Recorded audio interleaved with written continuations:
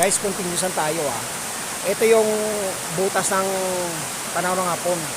Kuweba nila yan, taguan nila. World War II. Pero hindi tayo pwede pumasok dyan kasi baka mamaya may mga ahas dyan. Tapos may maliit na falls dito. Yan, maliit lang siya na falls. So papunta tayo ng Dumalagdag Falls.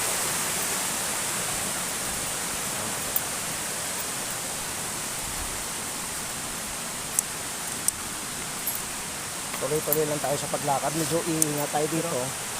Ano yan? Matinik? Oh. Matinik pala itong tanim na ito. Delikado. Amazing dito guys. Talagang nature na nature dito. Ang ganda dito.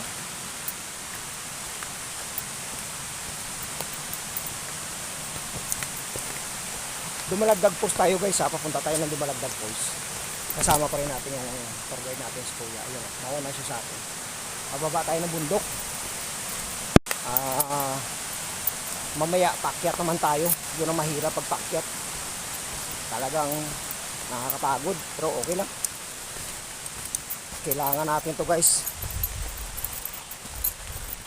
Dahil marami tayong mga supporters na gustong makita yung iba't ibang falls dito sa Negros Occidental. Kaya kahit mahirap, okay lang. Okay. Thank you guys for continuous na lang natin ulit.